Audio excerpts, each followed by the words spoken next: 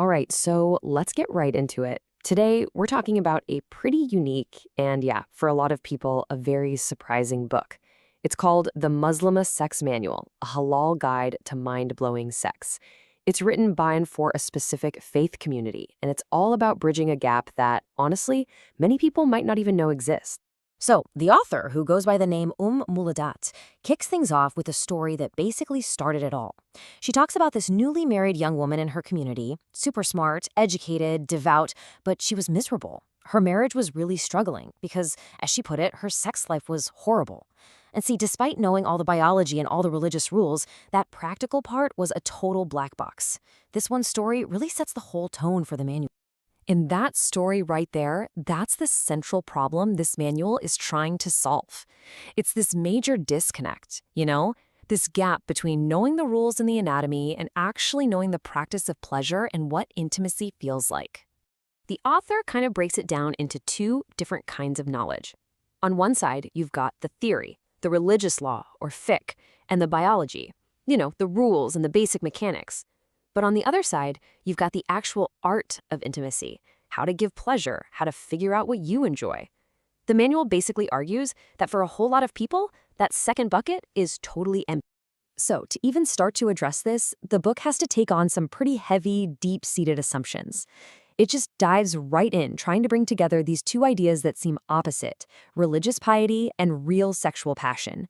The whole point is to show they aren't enemies, they can absolutely coexist. And the way it does this is by tackling 5 major myths head-on. First, the idea that a pure or pious person can't also be dirty in bed. Nope. Second, that you need premarital experience to have good sex. Absolutely not, it argues.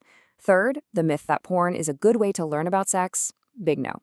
Fourth, that you can just read some academic textbook and be good to go. And finally, this fear that a religious man will lose respect for his wife if she's adventurous. The book just knocks them all down, one by one. In fact, the manual makes this really fascinating, kind of counterintuitive argument. The theory is that because marriage is the one and only approved place for all of that sexual energy, devout Muslims might actually be even more adventurous or, kinkier in the bedroom. And this quote just perfectly captures that whole philosophy. The manual brings up the famous scholar Ibn Hazm, who said, "A righteous woman is like a fire that lies hidden."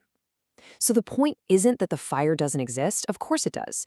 The idea here is that righteousness is about choosing to only let that fire become a flame inside the marriage. Now, when it comes to using porn to learn about sex, the manual pulls zero punches. The author's verdict is just blunt. Porn is a lie. The whole argument is that porn creates these completely unrealistic expectations about bodies, about how long things should last, about what pleasure even looks like. It gives you a totally warped picture of real, intimate sex. And to drive the point home, the manual actually brings in data. For example, it points to a 2015 study that found the average erect penis length is around 5.17 inches. The reason for dropping a fact like that is to use real, solid information to tear down the kind of impossible physical standards you see in pornography. Okay, so after tearing down all the myths, the book switches gears. It becomes this super explicit nuts and bolts guide, basically the how-to section. And the list of topics is, wow. It's really comprehensive and incredibly frank. It covers the basics, sure, like hygiene and kissing, but it definitely doesn't stop there. It gets into sexting, dirty talk, tons of different positions, and even goes into stuff that many would think is totally taboo, like rough sex and BDSM. All, of course, talked about within the book's specific religious framework. The advice is super direct, and it uses these memorable little phrases, like it coins the term limp fish syndrome to talk about a partner who is just passive during sex. The book really hammers home that you have to be an active participant, you have to give feedback. It basically says, whatever you do not be a limp fish. But, and this is so important to understand, all of this really explicit advice is given inside a very clear ethical and religious box. The manual is just as loud about what is forbidden as it is about what's encouraged. And here are those lines drawn straight from the book. In the halal, or permissible column, you have things like mutual pleasure, variety, role play, and open communication. All good. But in the haram, or forbidden column, the author is crystal clear. Anal sex, pornography, any sex outside of marriage, and even flirting with other people are absolute no-goes. And just to make sure the message isn't lost, the author puts this direct disclaimer right in the introduction. This is not a book for hookup culture. It's written, in her own words, to enhance marital joy and pleasure, period. So at the end of the day, the fact that a book like this even exists and is popular, it points to something really significant. It suggests there's a real hunger out there for practical, explicit advice on sex that doesn't force people to check their faith at the door.